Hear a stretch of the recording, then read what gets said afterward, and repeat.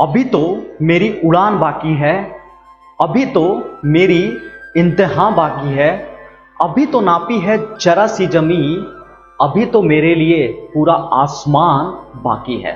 हे welcome back, मैं Dharmveer, motivational speaker, life and business coach. कुछ लोग ऐसे होते हैं जो छोटी लड़ाई जीतने के लिए बड़ी लड़ाई कुर्बान कर देते हैं। मतलब छोटे छोटे इनकम कमाने के लिए बड़ी इनकम भूल जाते हैं या सेक्रीफाइस कर देते हैं या इग्नोर कर देते हैं। और ये लोग मतलब दूर की नहीं सोच पाते हैं, जबकि जितने भी विजनरी लोग हैं, जितने भी सक्सेसफुल लोग हैं, वो लोग दूर की प्लान करते हैं। वो बड़े सक्सेस के लिए, बड़े गोल के लिए, बड़े फायदे के लिए छोटे मोटे गोल पर दिमाग नहीं लगाते, छोटा मोटा सेक्रीफाइस भी कर देते हैं। मैं आपको एग्जांपल से समझाता हूं। मैं भी देखो कहीं ना कहीं से सीखता हूं। मैं अपनी एक्सपीरियंस बताऊंगा, मैं दूसरों की एक्सपीरियंस भी शेयर करूंगा। अगर आप उनको नहीं पढ़ पा रहे, उनको नहीं सुन पा रहे हैं, तो मैं जो भी सुनता हूं, पढ़ता हूं, या अपनी जो मेरी एक्सपीरियंस होती है मैं आपके सामने शेयर करता हूं। मैं टीएस मदान की ही बात करता हूं। मैंने पहले भी उनकी एक वीडियो देखी थी। वो एक कमाल के सेल्स ट्रेनर है। उन्होंने बताया कि जब उनको अपनी गाड़ी ठीक करवानी थी तो वो किसी से पूछे कि मुझे कहाँ ठीक करवाना चाहिए, तो किसी ने रिकमेंड किया कि भाई एक जोगिंदर का दुकान है, आप वहां पे जाकर के चले जाओ। तो वो पर्सन वहां गया और उसने बोला कि देखो भाई कुछ कुछ शायद प्रॉब्लम आ रहा है, एक बार चेक कर लो। मैकेनिक ने देखा, आधा घंटा लगाया और लगाने के बाद गाड़ी को ठीक कर दिया। तो टीएस मदान ने कहा कि भाई मुझे क्या सेवा करना चाहिए आपके लिए। उसने कहा कि नहीं सर कुछ नहीं, ये तो छोटी सी काम थी, इसलिए कोई सेवा की जरूरत नहीं है। वो शौक खा गए टीएस मदान कि भाई आधा घंटा इसने लगाया, 1 रुपया भी चार्ज नहीं किया। वो वहां से चले गए। फिर दोबारा एक और प्रॉब्लम उसके पास आया, फिर जाकर के मैकेनिक के पास गए। इस बार भी उसने करीब पौन घंटा लगाया, ठीक कर दिया, कोई रुपया नहीं लिया उसने। वो और भी आश्चर्यचकित हो गया। फिर क्या हुआ कि 10-15 दिन के बाद उसकी गाड़ी में थोड़ी सी कहीं प्रॉब्लम आ गया, कहीं रुक गया। उसने फोन किया तो जोगिंदर ने फोन उठाया, बोला ठीक है सर, मैं किसी को भेज देता हूं या खुद आ जाता हूं। तो वो पर्सन ने क्या किया, खुद स्कूटर उठाया और जाके चला गया गाड़ी ठीक करने के लिए। ठीक कर दिया और करने के बाद फिर टीएस मदान ने पूछा कि बताओ भाई क्या चार्ज लेना है। उसने बोला नहीं सर छोटी मोटी थी तो इसमें कोई दिक्कत नहीं। अब शौक खा गया। अब टीएस मदान के माइंड में चलने लगा, यार ये बंदा तो बड़ा कमाल का है, सच में कमाल का ये बंदा है। अब उसे याद आया कि गाड़ी थोड़ी सी पुरानी टाइप की हो गई, कहीं कहीं स्क्रैच आ गया है, तो क्यों ना इसकी पेंटिंग डेंटिंग करवा लिया जाए। तो वो बोला ठीक है। उसने सोचा कि चलो उसी पर्सन के पास जाके बात करते हैं। तो जोगिंदर के पास गया और बोला कि इसकी पेंटिंग डेंटिंग कलरिंग करानी। बोला हो जाएगा सर।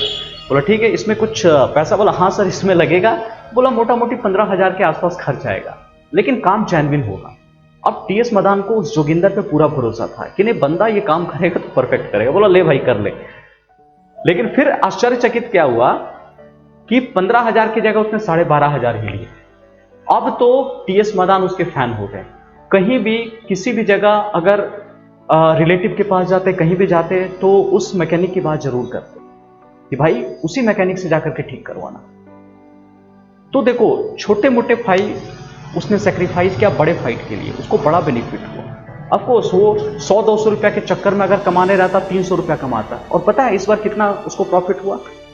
करीब 5,000 की प्रॉफिट उसको, 5,000 की उसकी प्रॉफिट हुई कम से कम। तो और उसका लॉयल कस्टमर भी बन गया, वो 10 कस्टमर को बोलता भी और जाके। तो ऐसे ही बिजनेस चलती है। मैं एक और आपको बताता हूं नो ब्रोकर फर्म के बारे में। ये फर्म ऐसी है कि जो बायर होते हैं, जैसे आप नाम से ही पता कर पा रहे होंगे, नो ब्रोकर, कोई भी पैसा नहीं लेता है। बायर जिनको घर खरीदना है और सेलर जिनको घर बेचना है। तो बीच में क्या होते हैं, कुछ लोग ब्रोकर लोग होते थे जो अच्छा खासा कमीशन ले लेते थे, खरीदने वाले से भी ले लेते थे, बेचने वाले से भी ले लेते थे। इसने एक ऐसा सिस्टम बना दिया कि नहीं मुझे कोई पैसा नहीं लेना है, तो खरीदने वालों को भी जेन्युइन दाम पे मिल जाता था, बेचने वालों को भी जेन्युइन दाम पे मिल जाता था, दोनों को फायदा होता था। अब सोचोगे कि नो ब्रोकर का रेवेन्यू मॉडल क्या है, कैसे वो पैसा कमाता था। तो उनका पैसा कमाने का जो तरीका था वो ये सर्विस फ्री देता था। इससे क्या हो गया, दोनों का ट्रस्ट बिल्ड हो गया। यार बंदा जेन्युइन है, 1 रुपया चार्ज नहीं करता है, सर्विसेज फ्री देता है। तो उसने क्या किया कि घर तो खरीद लिया, लेकिन घर शिफ्टिंग में आपको पैकर मूवर की तो जरूरत पड़ेगी, पेंटिंग डेंटिंग इलेक्ट्रिशियन प्लम्बर बहुत सारी चीज़ की जरूरत पड़ेगी। तो उसने बोला कि सर ये सर्विस भी हम प्रोवाइड करते हैं। अब क्या हो गया, कस्टमर का तो ट्रस्ट बिल्ड हो ही गया था कि भैया ये बंदा तो जेन्युइन है, मुझे ऐसे भी ये काम करवाने तो क्यों ना इसी से करवा लिया जाए। एक लॉयल्टी बिल्ड हो गई। अगर आपके बिजनेस में रिपीट, रेफरेंस, लॉयल्टी, प्रमोशन ये सब नहीं आता है तो बिजनेस लंबा नहीं चलेगा। तो आपको ऐसे बिजनेस पे दिमाग लगाना है जहां पर रिपीट, रेफरेंस, लॉयल्टी, प्रोमोटर आपका, कस्टमर ही प्रोमोटर आपका बन जाए। तो ऐसे बिजनेस पर आपको दिमाग लगाना है। बहुत लोग डॉक्टर भी ऐसे होते हैं कि कुछ लोग होते हैं आते के साथ ही पकड़ के पैसा पहला अपना फी जमा करवा लेंगे, 1200 भाई मेरा फी जमा कर दे, 1500 मेरा फी जमा कर दे, 500 रुपया मेरा फी जमा कर दे। भले कस्टमर ठीक हो ना हो कोई मतलब नहीं बनता है। पता है ऐसे डॉक्टरों की रेशियो क्या होती है, एक बार कस्टमर तो चला गया लेकिन दूसरी बार क्या है ना, वो नहीं जाएगा। 70% कस्टमर ऐसे होते हैं जो कि वापस नहीं जाते हैं उस क्लिनिक में, उस हॉस्पिटल में। लेकिन कुछ डॉक्टर ऐसे भी होते हैं, आराम से वो हो सकता है कि अपना फी भी ना ले, देखा कि छोटा मोटा चीज है ऐसे रिकमेंड कर दे, इसकी फी नहीं लेते हैं, दोबारा वो वहीं पर आएगा।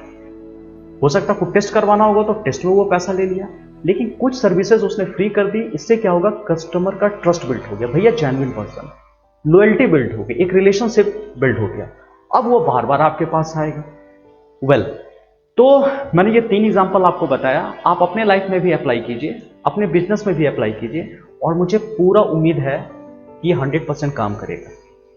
मैं कहा ना, खुद अपनी एक्सपीरियंस की बात करूंगा और साथ साथ मैं दूसरों की एक्सपीरियंस भी आपके सामने सुनाऊंगा ताकि आपको भी बेनिफिट हो, आपके बिजनेस में भी जे करवाए। मेरा मिशन ये है कि आपको एम्पावर करना, आपको आगे बढ़ाना, बस यही मेरा मिशन है।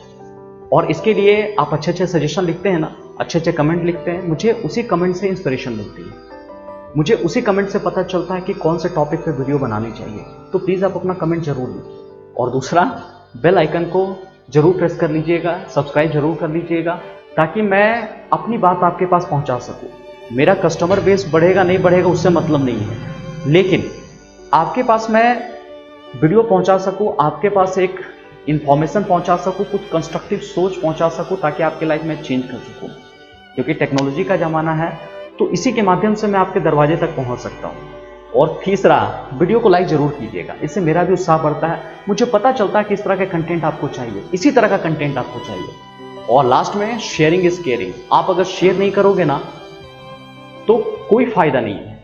पूरी दुनिया शेयरिंग पे चलती है। आज देखिए इतना सारा चीज, कनेक्टिविटी, लोग एक दूसरे की मदद कर रहे हैं, शेयर कर रहे हैं।